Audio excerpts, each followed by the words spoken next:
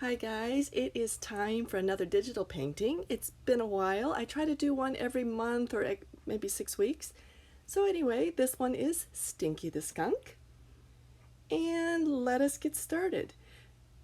I do have two disclaimers about this one though. As always, I don't teach the background, so this background that you see is not part of the lesson or the tutorial, and so you can create your own. And if you look in the picture on the left, you'll see that honestly you can't really see much of it anyway, which is sad because I kind of like this background. The second disclaimer is about that daisy in the bottom left hand corner. Sadly, it's not included in this tutorial because my iPad is very small, and so the iPad just shut off right after I finished painting all of the picture except that last daisy. So it's actually a really good place to stop. That said though, maybe you want to make your skunk and that back sunflower a little bit larger, because if that's your central area, you'll want them a little bit more visually centered. The reason I did that forward daisy is because the back daisy has a clothespin on its nose and I couldn't see it, and I thought that was really cute, and so I made the daisy in the front very obviously with a clothespin. Okay, so now let's talk about how I painted this picture, because I'm sure you want to paint it yourself. I am a member on the Pigment app, and I'm premium, which means that I pay, and that allows me to have certain privileges like a wide choice of brushes. I am using the airbrush. That is my only brush that I use in this entire painting. The non-premium, or the person who uses it free, can use the oil brush. It's very similar. You get a little bit different texture and results, but it's very similar. So I would recommend that if you're a free member using the Pigment app. Otherwise, there are other apps you can use just to follow along with this picture. Procreate or any kind of digital app. As also a premium member, I get brushes, certain palettes, and the palette that I'm using is the default palette, so I think anybody, if they're wanting to use the Pigment app for this, can paint this, except for one thing. I also have privileges of using an empty page, and a non-paying member does not have that privilege, which is sad. Okay, so enough about that. I am using, as I said, the airbrush, the default palette for the first half, and then the last half I start skipping around with the different palettes, just because I want different colors and not just the ones limited to the default palette. Oh, and I'm going to add one more thing. I am not sponsored in any way with Pixite Company or the Pigment app. Okay, so now let's talk about theory of how I did this painting. Whenever you're drawing anything as a oil painter or acrylic, watercolor, whatever, first you need to block in your color or figure out where you're going to be painting your picture. So you saw me with the airbrush. I blocked in kind of in a large idea of where I'm going to be putting the squirrel, and now I'm doing that for the palette. I use an airbrush which has kind of a fuzzy quality, and that means I'm not putting down any hard lines, and so I can easily erase that fuzziness later. And I use kind of low opacity when I'm doing the sketch. And you saw me earlier on when I was putting down those initial lines for the squirrel. That's because I was really wondering, how tall, how small, what shape it is. Those first lines do take a lot of energy and a lot of thought, because if you put down several lines and you have to erase, especially with a background, that's not cool. So I was really careful with those initial lines. After you get a larger size brush down and putting your lines down, then you can start making your airbrush finer and finer. And you saw me outline that squirrel 2 or 3 or 4 times. That's because each time I was using a little bit smaller airbrush and defining where the outline of, it's not a squirrel, where the outline of that skunk is. Looks like a squirrel. As I was drawing this, I was thinking, wow, it looks really a lot like a squirrel with that tail. But the difference is the skunk has a kind of a more meaty, I don't know, it's got a meatier tail, and its fur on the skunk's tail, while it's more hair on the squirrel's tail, if that makes a little difference. Their outline, yeah, they're all rodents, and so their outlines are quite similar, but the skunk has a much longer, narrower nose or snout, and the squirrel is more kind of pronounced jaw, and you don't see that with the skunk at all. So these are some features that you'll probably want to make sure that are different from the skunk and the squirrel when you're drawing them. A lot of my drawing style is using kind of a low or a medium opacity. When I put down my outlines or when I put down my initial sketches, that means I can easily erase, and also I can glaze easily. I'm a person that uses a lot of color, as you can tell by that background that you can see right now. I use a lot of color. I don't tend to use much black. I'm not against black, I just don't use it much. And in this picture you see that this is a black skunk. That is not a black skunk. That is a... Well, anyway, you'll have to wait until the end of the video or later on in the video to find out what color it really is, because it is, I promise you, not black at all. I didn't use any black in this picture. Right now you see me drawing with a size 3 brush, and now I'm undoing it because I don't like that size 3 for this. It looks like a scratch. I tend to go for softer like lines in my pictures. I don't like the scratchiness of, sharp lines, and that's why I don't use the technical pen or pencils or whatever in this kind of a drawing. It's only the airbrush. It's very soft. So here I just try to keep mine softer colors, softer lines, and well, with that said, let me explain how to use this app.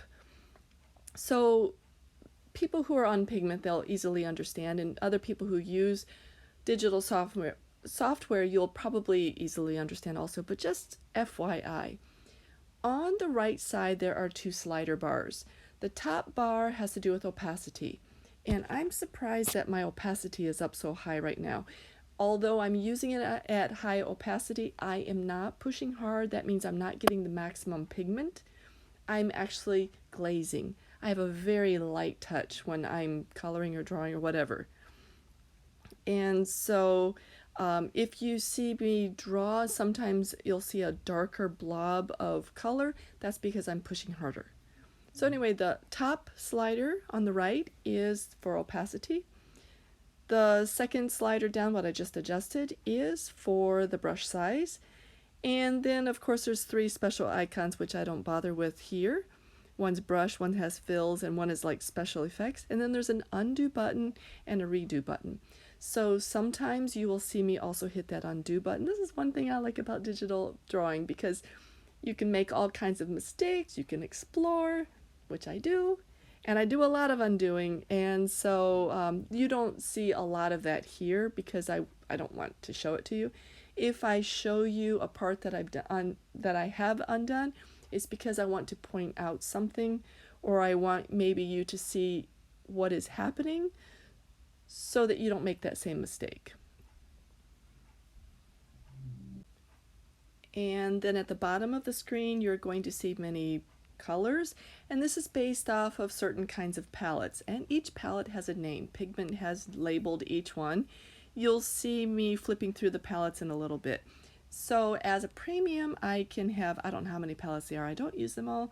I tend to just have favorite colors and I just skip around. Later on, when I start skipping through, you can see the variety. If you're a free member, you might have 7 palettes, which is fine. And I think you have the ability to mix your own. Not with a color wheel, but to mix your own paints anyway. And I used to do that. Access to those other palettes are the icon just out of view on the far left. And you'll see me tap into that quite a bit, just so you know when sometimes the pencil disappears over in that direction, that's what I'm hitting.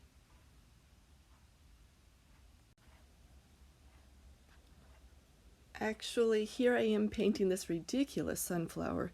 This thing took me forever, and I don't even like it. And so I just wanted to show you the method of how to do it and my method of how not to do it. I did fix it in the end, and I will give you some tips on that. One of the big things is like right now I am outlining. I'm putting a little bit of dark shadowing down, and that's great. I should put some shadow or shading on the base of those leaves, and that would give me more of a contrast. So I didn't have the contrast. The background is too light for my yellow leaves, and that was my big problem, and it took me forever to figure it out. So yeah, the textures are great. Yeah. One thing about this sunflower is I spent a lot of time creating it, and then when I backed out and looked at it,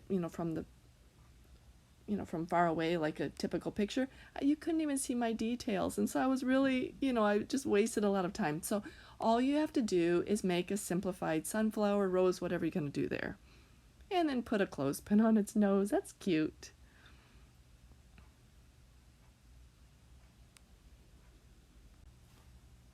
Some good color theory for this sunflower, however, is okay, this is the face of the sunflower, the head of the sunflower. At the base of this head is going to be the darkest elements. So I have the brown, and then as I brought it up, I did that, like little tiny etches or sketches or whatever. Like the seeds are still dark brown, and I got it closer and it was darker brown. And then later it got into more of a yellow and the colors were lighter. And then later, as you can see, I glazed an orange over, which is really nice. And a glaze is just a light bit of color, not a lot. And this is kind of weird as I'm looking at it, really close up. This is a really small sunflower, but close up, it's really fuzzy and out of focus. You don't want a lot of detail and specific detail because it's going to be far away. It will look out of balance if you put too much detail on this sunflower. So this is part of my mistake. I was actually partially aware, but my sunflower got a little bit too detailed for, it's a mid-range picture. It's not in the foreground. And so that was one thing you're not seeing, but I zoom in and out, zoom in and out, zoom in and out. I deleted a lot of that because it might make you sick.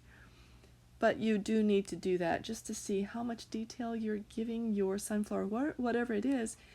If it's a mid-range or in the far back, you want it to be somewhat fuzzy.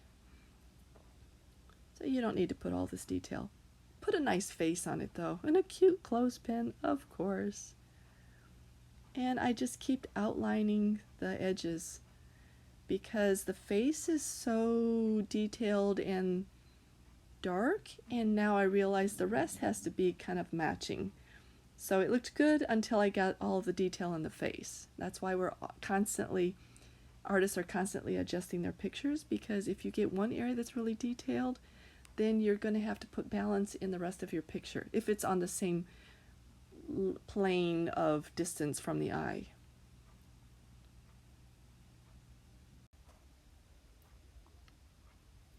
So here's one of my zoom out, zoom in.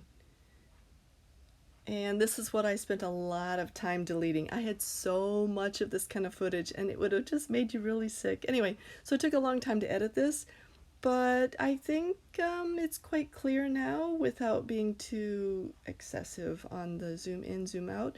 Although I recommend when you are doing your own drawing, please check the details that you're putting, because if you put too many details in something that's far away, as I said, then it's not going to be good.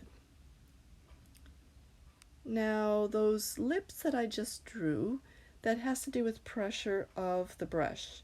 So this is a pressure sensitive app. When I did those lips, I started out really, very lightly touching. As I did the top of the lips, then I pressed down more, lifted a little bit, and here I do it again. Press, lift, press, and lift. I'm using a deeper color this time. And this is how I often do glazes or any kind of picture.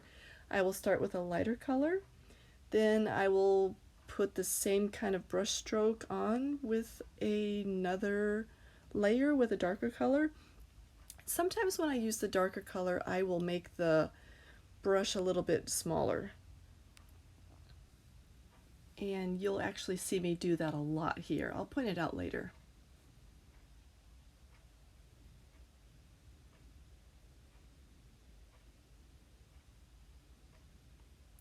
You know, if this were an actual sunflower and larger, it'd be kind of cool, but it's just so much detail for this little guy.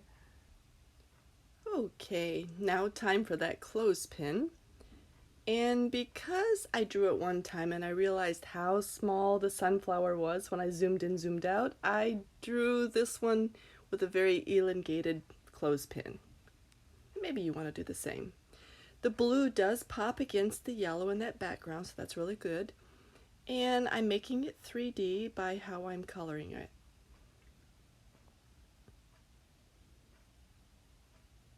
And the little thingy-bobber that holds the clothespin together. And this is one of those times when I, glaze first time to get the shape, and then I applied a little bit more pressure, which was a problem because it actually spread more of the pigment. And now making more of a 3D. Notice that I'm using one pigment color for this. I am not using a variety of colors. I'm just using one, and I'm just using on the lighter to do where the highlight is for the light. And then I move the slider so I can get just a darker color of that. Works really well. And now back to that ridiculous sunflower.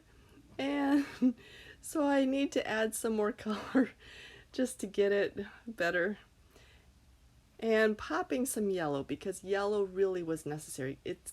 The sunflower was very much swallowed up in the background, and so the yellow did pop it forward. That was really useful. And I should have stopped here, but no, I had to fill in those spaces with green rather than leave it a dark. I'll come back and fix it later. And by the way, when I do fix this, I put little flares and tails on the end of those sunflowers, just kind of give it a personality. You can look over on the left and see that. Unfortunately, that's part of the footage I lost. And here I'm just adding all kinds of colors, and that's why I fast forwarded this part, just because it's really rather ridiculous the amount of time I spent on this. But the theory is right to put these colors down together. Now I'm getting it right to put a darker brown between those petals, just to bring, to separate those petals. Very important. Should have done that before. And this is to put a little bit of shadow at the base of those petals, and putting more color on the petals, and then I pop my yellow on top, and hello, now I'm ready to bring the leaves forward so they look good. Should have done that long ago. That's my tip.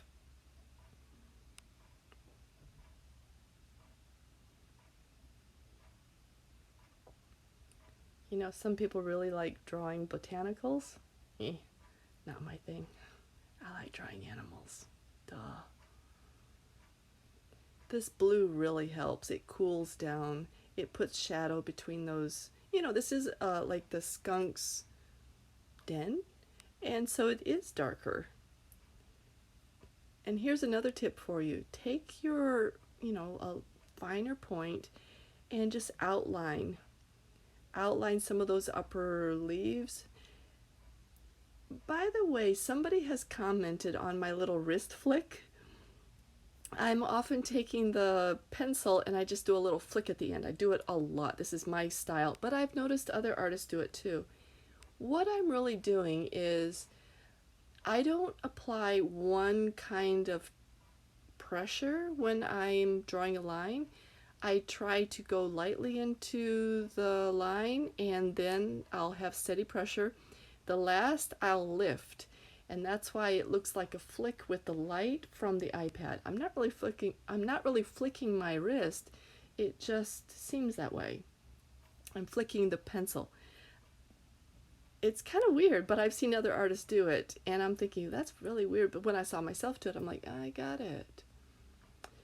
Okay, you saw Mr. Skunky himself a minute ago. And that's kind of what we're going for right now. We're going for the skunk, his little palette picture that he's painting, and that cute little brush behind his ear. And then your little skunky doesn't have to paint a sunflower. He might paint a self-portrait, chocolate sundae, Valentine's. Sky is the limit.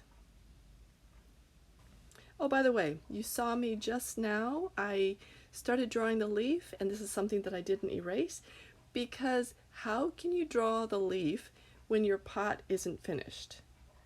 So if your pot isn't finished, it's really hard to color it later. So I needed to do my pot first, make it nice and good, make it look like a decent pot. And it looks okay now, but I wanted it a little bit better. So you color your pot, and then you can color the leaves over top, and it'll be pretty easy when you're designing your picture that way.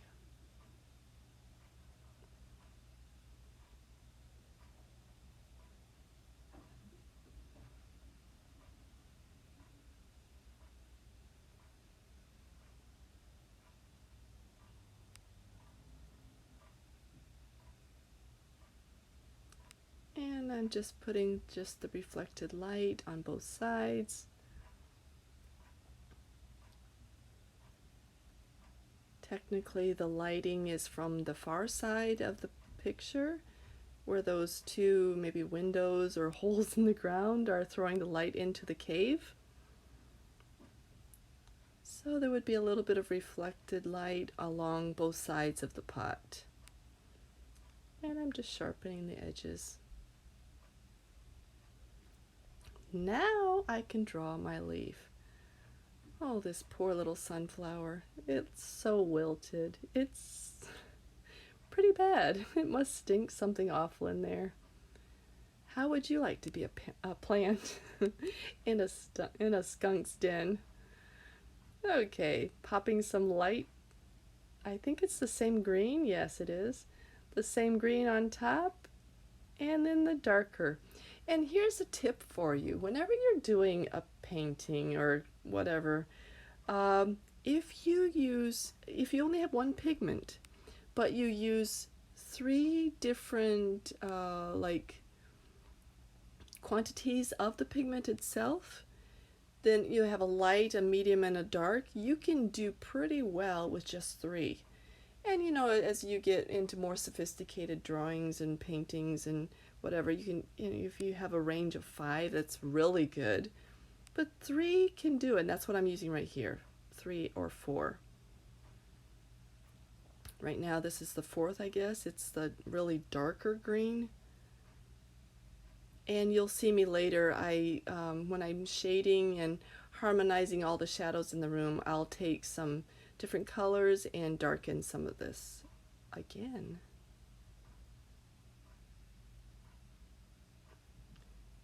And because I always like playing with color and I don't like just green to be there, I throw in other colors on top of everything. And this is, people laugh at my color, but not really laugh. They say, well, how did you do that color? And I can never recreate it, but it's fun to put in all these reflected colors and color plays on top of each other. Okay, here I'm cleaning up some of the, the background. As I said, I use the airbrush, and the airbrush, it does, throw out a little bit of a fuzziness. So I'm cleaning up some of those edges. I'm just sharpening them, and I'm sharpening only the underside, darkening them. I pick up a color from the background, you'll see me, and it will, when you see that little ping, when it, the color's picked up, then I turn that color into a little bit darker. I'll see if I do it again.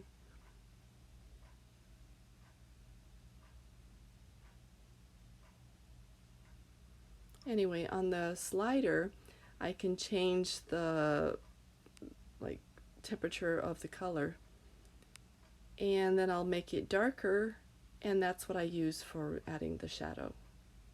And it's a natural shadow. Many people think when they do a shadow they have to put in black or maybe dark blue. But no, if you have, for example, a cherry tree and with a lot of pink blossoms, maybe on the ground you're going to have kind of a pinkish glow in the shadow, and so you don't want to put blue there. Maybe you do, I don't.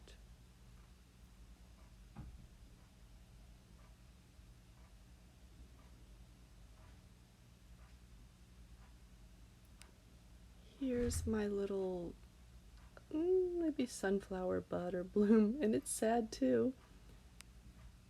When I did those second layers of the yellow leaves or petals, I actually made I'm constantly right now adjusting the size of the brush. So I'll throw down a little bit of orange or a little bit of yellow. I'll make the brush smaller, and I'm not changing the opacity, but I am changing maybe my pressure. So I'm putting down more pigment as I'm drawing. That's a pretty good looking flower if you ask me.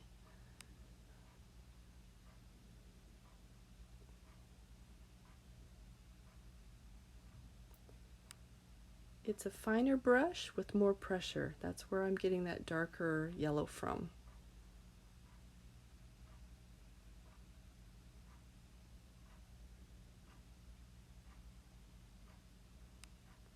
I'm not using a yellow or a white to do the highlighting. I'm using that kind of the buff color. It works really well in a kind of a shadowed area. And the blue I'm using right now works really well for kind of adding more shadow and tone to those leaves. Okay, now I'm doing the easel's legs, and you saw me do a little scratch on the ground. I was testing the size of the brush. I do that once in a while when I change brushes. You don't see that much because I've edited it out, but it's a technique of do and undo that I highly recommend.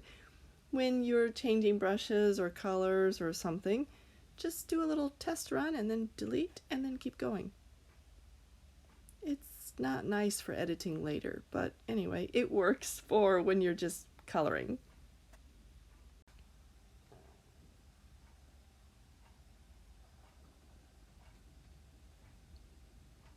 Again, I'm just doing little glazes here and little glazes there. I don't tend to paint boldly and darkly all at once. It's a lot of layering with me, and so some people don't enjoy that process, and that's fine. I'm a detail person, and I enjoy that. Orange shadows, why not?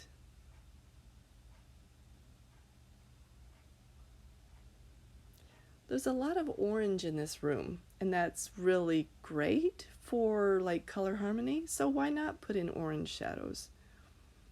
It's just a warmer temperature, it's not blue, it's great. And now I put in a little bit of blue in some of the darker areas. Really nice to kind of put in shadows with blue and purple.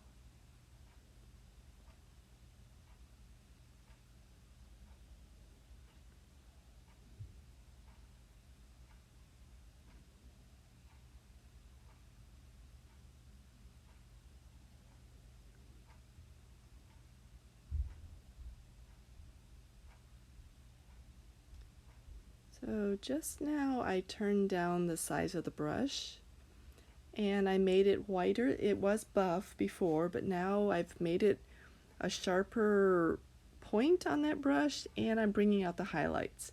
And remember before I said that I tend to use smaller and smaller brushes with more pressure? That's what I'm doing now. On that loopy part right now, this is where I'm applying more pressure as I'm doing the top loop, and then I lift. A lot of pressure there. Now this is all even pressure, even pressure, even pressure, and I flicked my wrist, I guess. More pressure here, and then lifted. If I use the same pressure when I lift, it will have a square finish to the line, and I don't like that.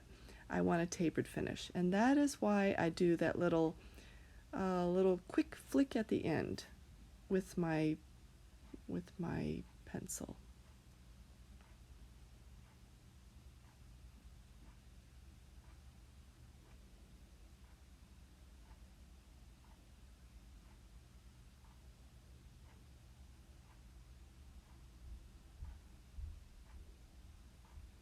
Here I just picked up the color. I turned down the brush size and I made it really fine, and now I'm cleaning up some of the airbrush lines or that fuzziness from the airbrush. And this is something I really enjoy doing. This is where I get the detail work, and for me, this is when the picture starts to sing.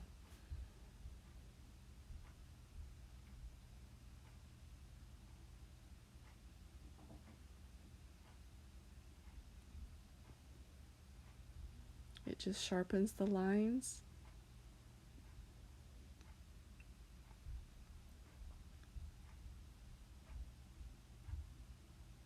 And it's still pretty much the same shadow of purple or shade of purple, so I'm not lifting up other colors. You'll see me do that in a minute.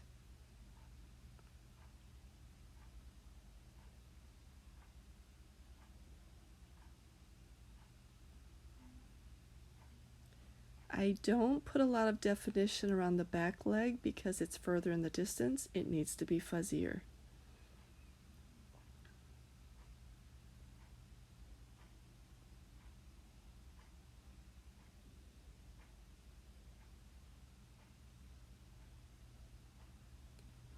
And I put the size of the brush a little bit more because I could see a line where I was drawing. And here I picked up another color.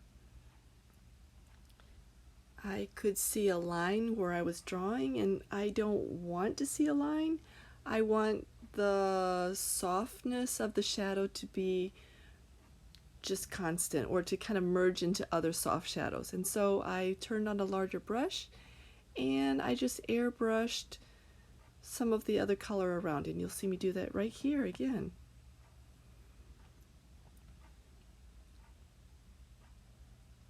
I'm just cleaning up that edge, but I want it to move softly into darker purples and lighter purples. It's just a merging of color without a definite line.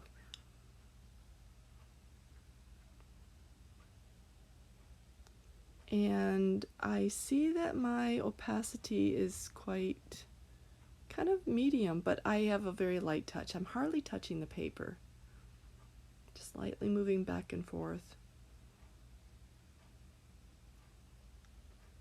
But this is one way to clean up a background. You can erase like mistakes and colors, or here I'm going to erase this. I don't like this color. It keeps jumping out at me. Pick up a color, move it along.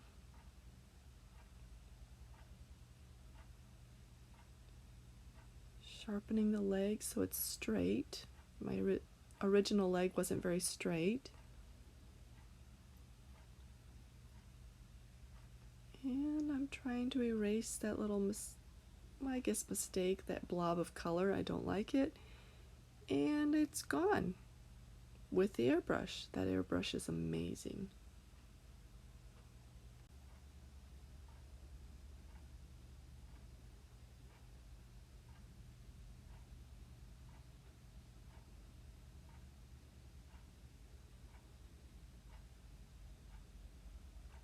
And here I'm putting color down, but I'm getting a line, so you saw me adjust the size of the brush a couple of times.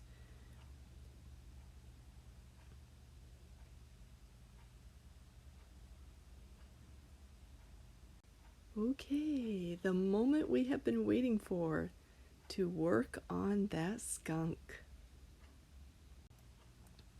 And again, I am going quite slowly. My brush is quite small. I'm getting a pretty definite line, but it's not going to be a scratchy line that you can definitely see. There's still a little bit of fuzziness to it, but it is a brighter color.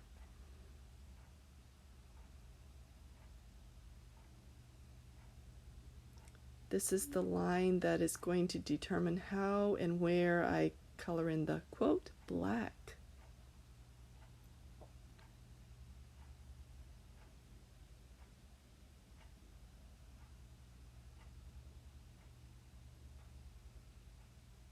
Okay, just put up the size of the airbrush, filling in the body, glazing, just glazing. I'm still leaving a lot of that undercolor there. And now I maxed it out. Not quite. It's orange, it's dark orange, and again, I haven't gone the darkest yet, but I'm getting sharper colors now. Slowly, and the brush is quite small. I have a lot of control with this smaller brush. It's not the smallest.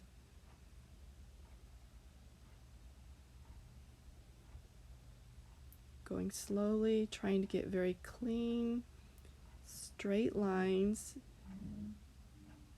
A skunk isn't so furry. It is, but it doesn't need to show the furriness. And I want his stomach to have a little paunch with some wrinkles. He's sitting in an awkward position.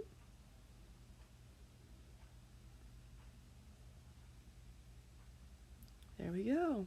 Very long skunk-like neck, very long snout.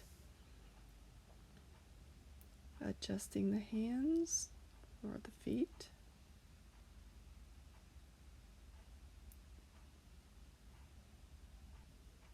Right now I'm using the smaller brush just to fill in some of the areas that would be darker.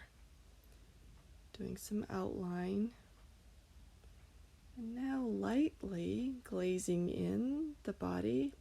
I'm leaving gaps, which is great because whenever you paint or, even when you're drawing, fur, you are not drawing only black, you're leaving gaps between the hair.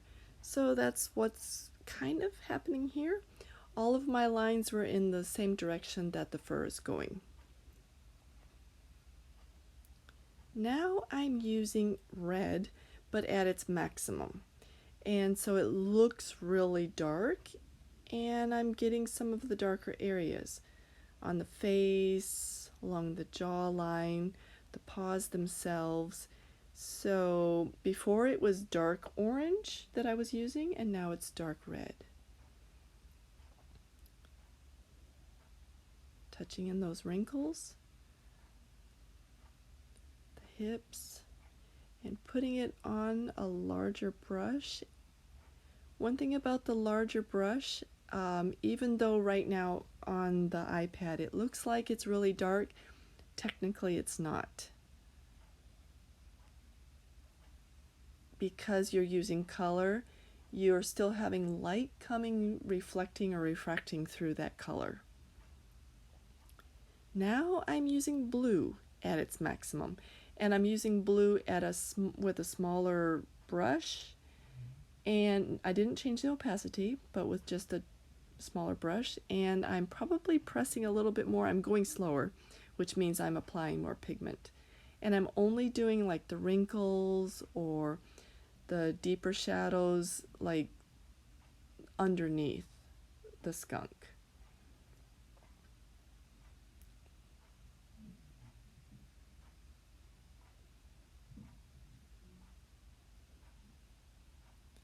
And when I do with a larger glazing brush, I am much more lightly touching the tablet than I am when I'm, using the finer brush.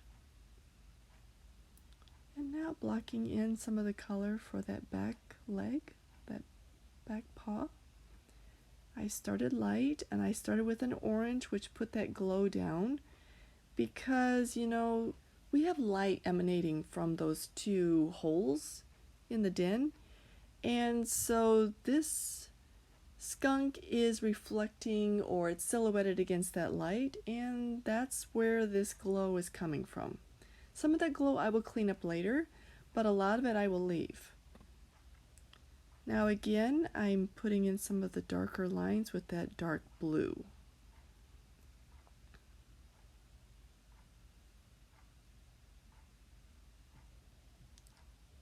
And this is with dark red, but not at its maximum.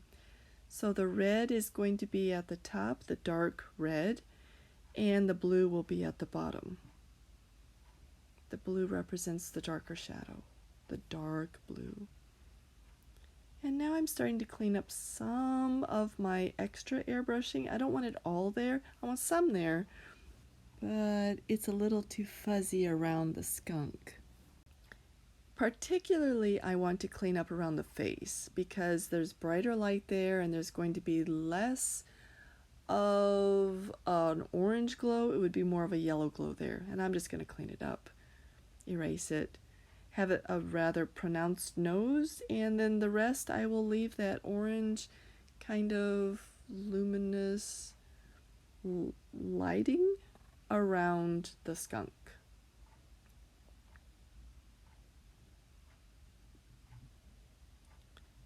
Picking up those colors, moving them around, trying to get them to blend as smoothly as possible. I particularly wanted that yellow to be in there. That looked kind of dirty for me in that area. So it's a little bit messy still, and so I don't like that kind of dirtiness around the face especially. In other areas maybe it's not a problem, but not around the face.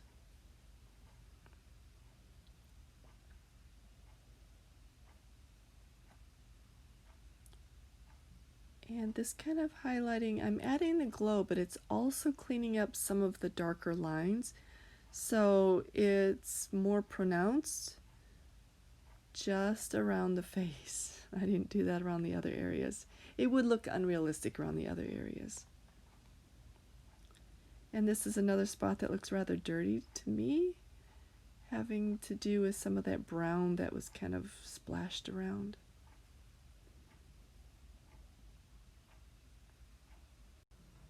So far we've accomplished quite a bit, but we still have some more cleanup areas to do, and this particular area is above the head. We want to separate the head from the background, otherwise it looks like trees and things are sprouting out of the top of the head. So I'm adding just a little bit of light there, like it's reflected or, silhouetting the skunk itself. Moving to an orange, and this is mid-range orange. I'm just getting more of the shape down a little bit more clearly. Switching over to red, and it's at its maximum. The brush is a fairly good size brush, and it throws down a lot of color. I just switched to a smaller brush, and I get kind of a darker color. Even though I think I'm applying the same pressure, it just seems, because it's a darker, it's a finer brush, it does seem to throw down more pigment.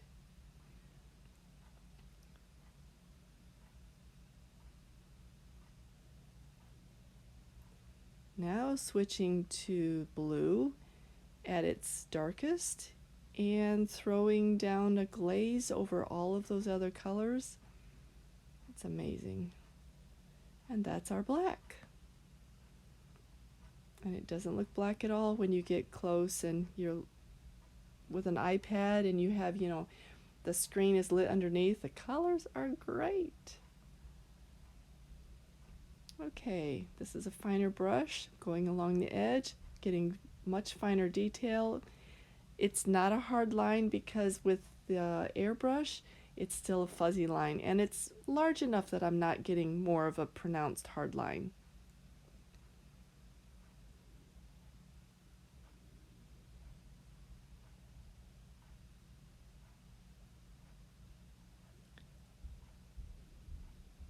Now we're back to the red, and I'm glazing a bright red on top, so if it went too dark before, now I'm throwing some red on top of it, so that'll put maybe some more positive, brighter color back on top of what I had buried under the blue.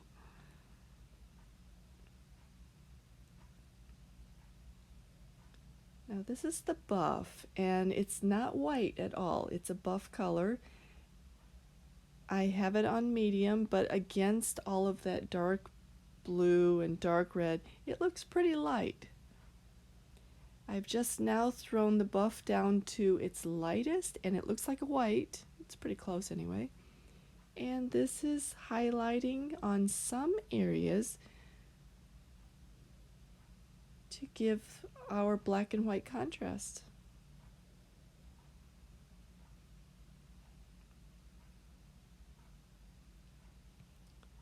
Finer brush, flicking in just a few hair. This is not a squirrel's tail, because with a squirrel's tail it's going to be very hairy, but there is a little bit of fur here that we do want to have revealed.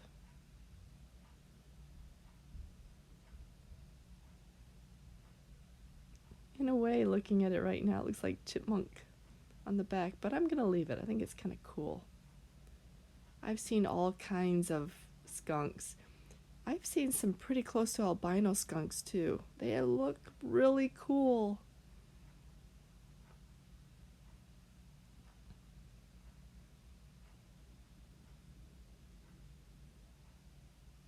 Now for the eye.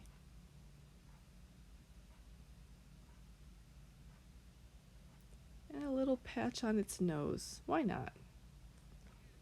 I could call him Patches too, but I think Stinky is better. And just putting some dark red around the nose. Cleaning it up one more time.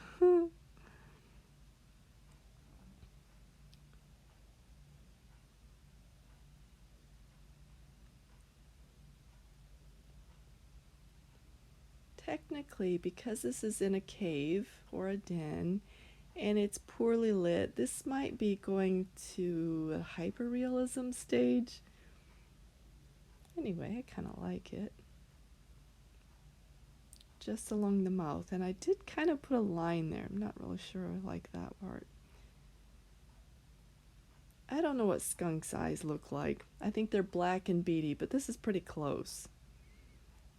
Again, I'm not using any black. This is only blue and red, and this is the darkest blue, the darkest red at this time. Now I go to the darkest blue to get more impact, and to put in maybe the pupil and the lower rim. Zooming out, taking a look, zooming in, picking up a little bit of the gray or the buff, and just a little bit more. I probably could have added more, but maybe not. So the ear is going to be red as the base, not orange this time. I've done orange as the base for the fur itself, but now I'll do red here. Highlight the edge in different colors of buff.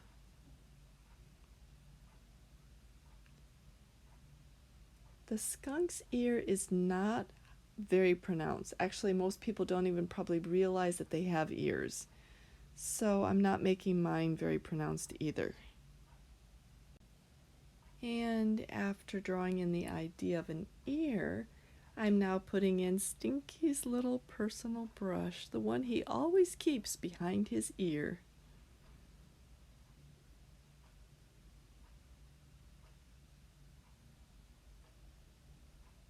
And this will also set off the ear, so we have an idea that there is an ear there.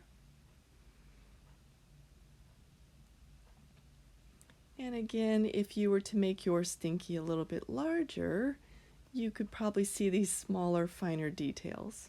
Although if you're sharing the picture on maybe a larger iPad than what I'm sharing on mine, then you could probably see pretty well.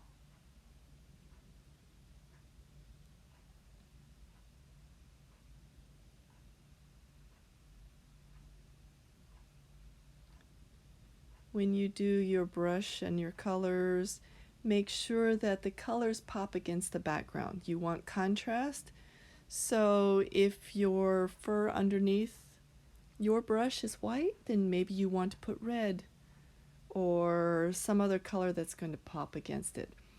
One of the reasons I chose blue is that definitely there's a lot of blue in this setting, and so all of my brushes have blue just for the harmony. I didn't want to put too many colors in, so I have blue and orange as one of, and blue, orange, and yellow and brown. These four colors really complement each other well. So however you do your painting, think about the complementary colors that you're going to be using.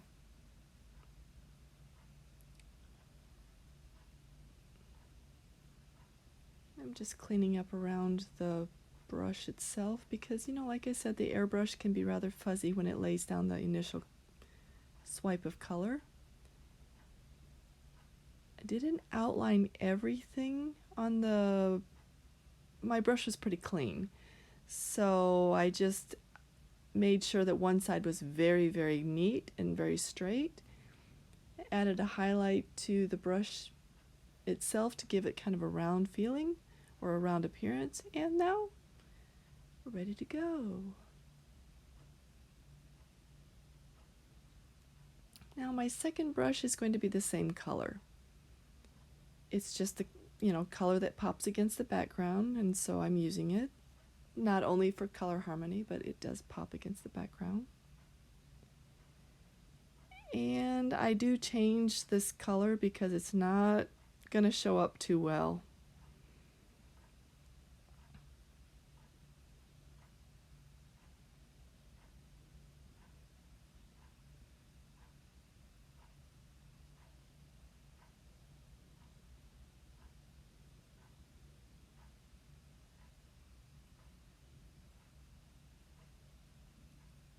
So my blue, the highlighting blue, is very fine so that I can get that really fine detail on the edge.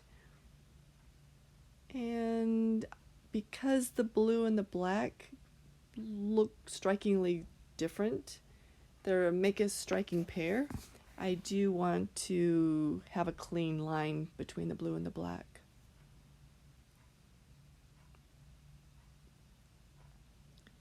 And now I have a bright red here for my brush. Highlights of yellow on it. Well, first I'll put white.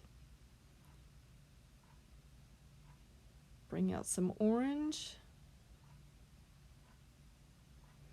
Hit it with yellow.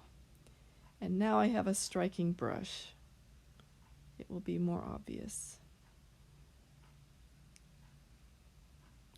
And I want the daisy to look like it's in progress of being painted. So I don't want the full daisy there yet. Just draw a small smiley face, whatever on it.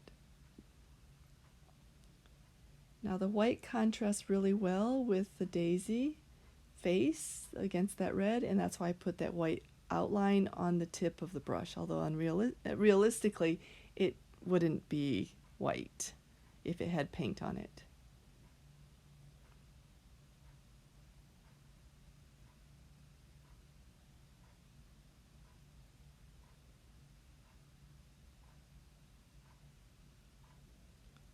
And just to make sure that the paintbrush stands out against the little face that it's drawing, I'll darken the colors.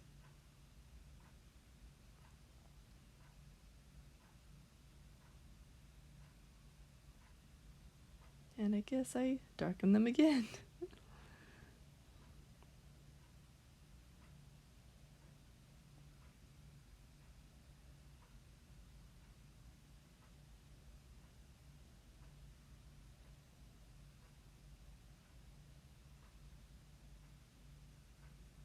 And all of these details that we don't really see from far away unless you zoomed in or have you're showing the picture in a large screen TV, then you're going to see the details. Now, like in watercolor, you paint light to dark. That's what I'm doing here. Obviously the yellow against the white is not going to show up, so I have to do something to contrast that. And some simple leaves are going to do it.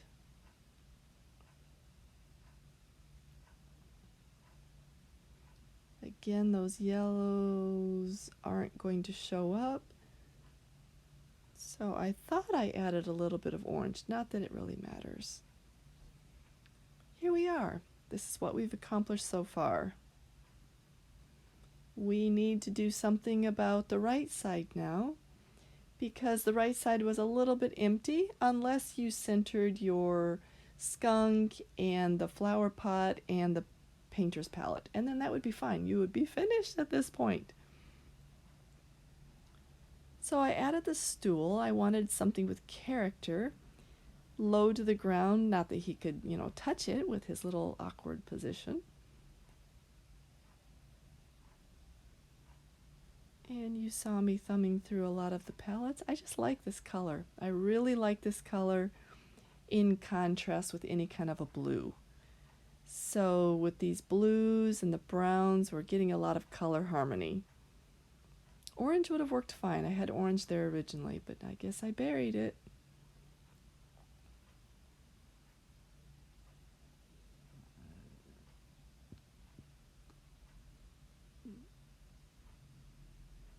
And now adding touches of blue under that orange, just to make it stand out a little bit more, just because I like detail. Oh my goodness.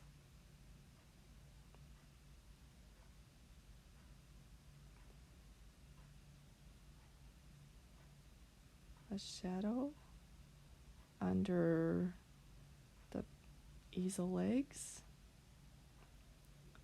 Adding some more contrast now in my picture. Zoom in, zoom out. A little bit of shadow under those leaves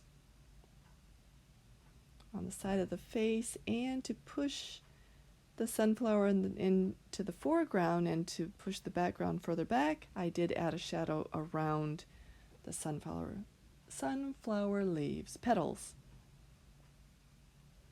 Okay, now we can fill in some of that empty gap on the right side.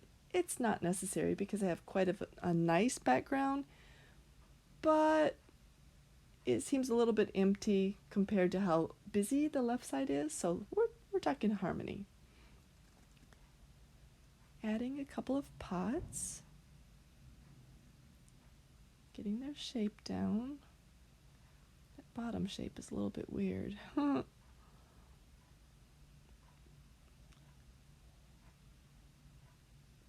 It will be fixed later, no worries.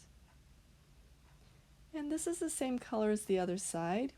It's about, color harmony, having things kind of match in the room.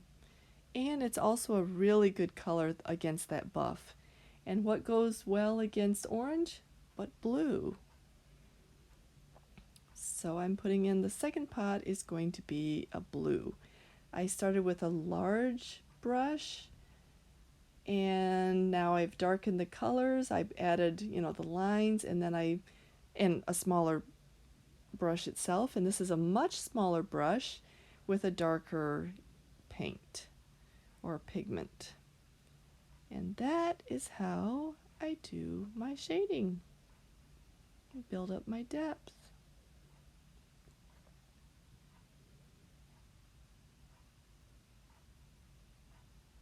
Picking up some color. Getting a 3D appearance on that larger pot behind.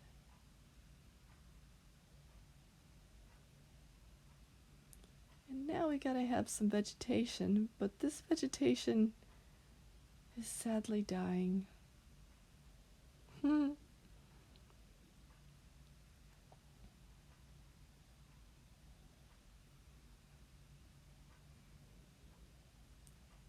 I just picked up another really bright palette. There's a bright orange in it, really bright yellow, bright neon green. Very useful colors for bringing out some highlights, because this is mid-ground in our painting. In the background we're going to have the duller colors, but here we can start having some pretty bright colors. And again, I'm doing that flick of the wrist kind of movement, and that's how I'm getting that point on the end.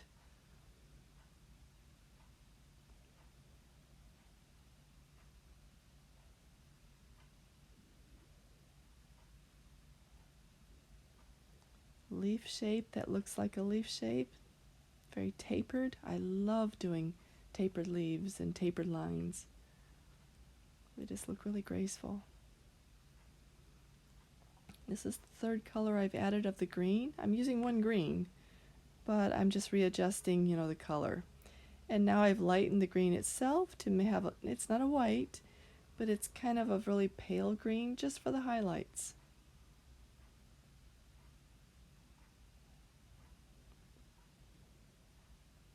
And now for my extreme colors, I'm adding some dark green.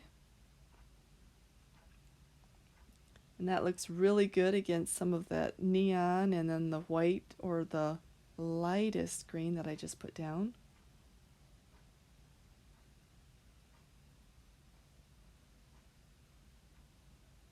Zoom in, zoom out. That's what I do.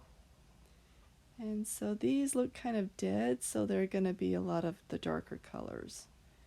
Oh no, we have another plant that's in the process of dying. Oh my goodness.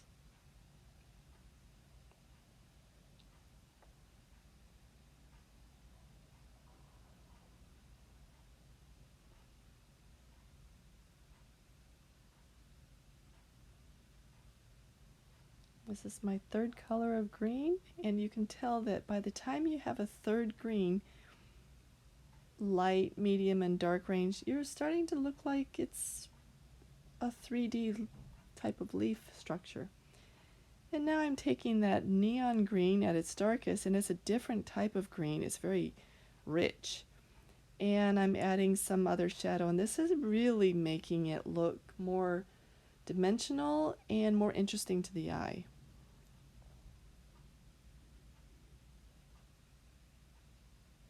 Okay. Looks like a black, but it's just that dark green again.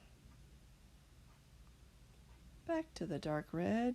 Oh, medium red, I guess. And I needed to brighten the pot against that dark green. And then to separate the edges from the background, I add a light color on the sides and a little bit darker orange on that orange pot for where, there's going to be a shadow reflection, brightening some of the blues.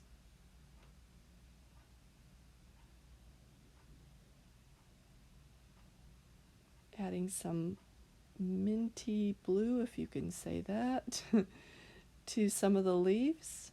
And this adds a different kind of color and dimension. Just highlights. You don't have to add a lot. And why not? I add it to the green too. So green and blue for leaves. Amazing.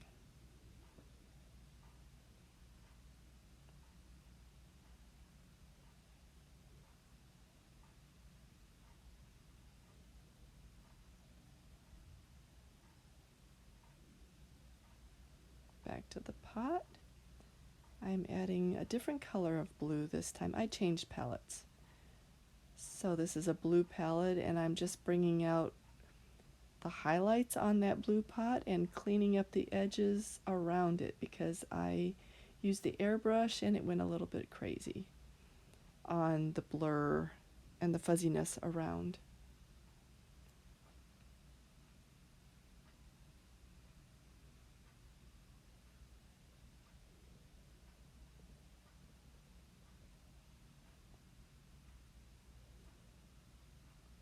I'm adding some of the lower shadows or kind of a temperature change.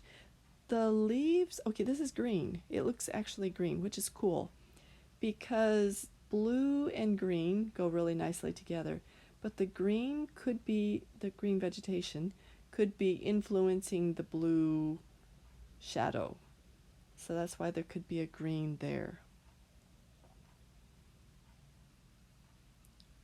And of course there's going to be thrown shadows.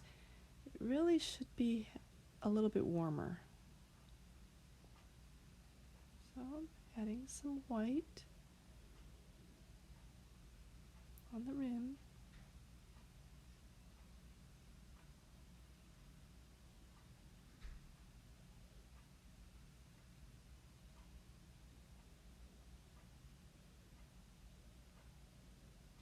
And now some shadows where the dying leaves, if the leaves are dying, then we need to have a sense of sadness there too. So throw in some extra shadows there. Adds a lot more dimension.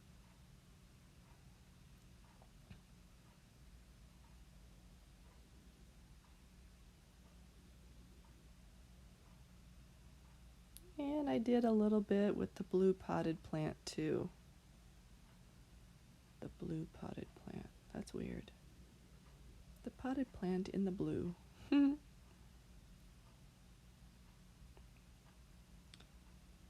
Okay, back to fiddling with those leaves. Now you can see me putting little points on these leaves, and after I lost, after my iPad shut off, I actually put little flicks more, and you can look to the left, you can see how I put little curly cues on the end. You could do that right now.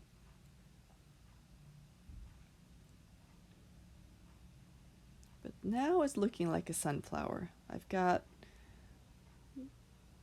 the petals have some interest, and there's shadow between the petals. Yeah, it's looking pretty good, like a sunflower. I'm getting happy with it.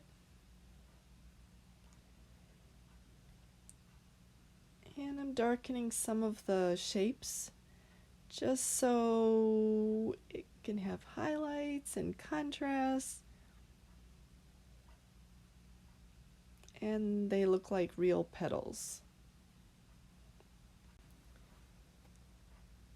And this is our last step. I am just warming up a little bit of the face of that sunflower since it looks kind of cute. And too bad it wasn't larger. So I hope that your sunflower is larger.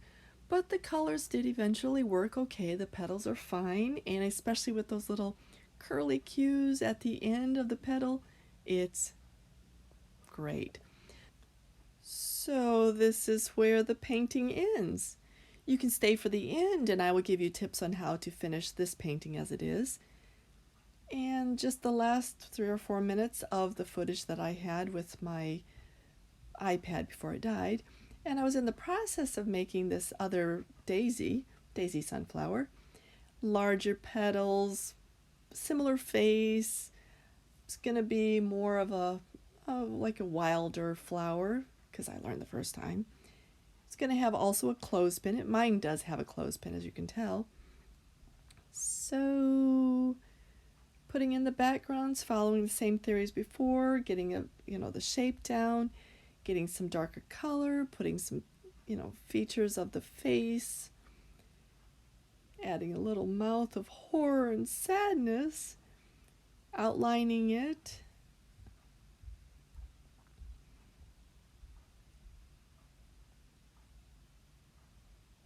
making the mouth bright, re-outlining it, and then getting those eyes of sadness in, and this is where my video died. So what tips do I have for finishing your painting? You can see that I added a caption with my signature, and that makes it look very finished. But if you're not going to do that, then you could add a little bit of an orange in the foreground, just like a shadow. It kind of fills up that empty space. It gives a touch of light, and so that could, make it feel very finished, and add a little bit of a darkening to the corners. I think that would be great. You guys, I thoroughly enjoyed making this. I hope you enjoyed painting along or watching. Anyway, I hope to see you again. Hit the like, subscribe, whatever. And this is it for today. Bye, guys.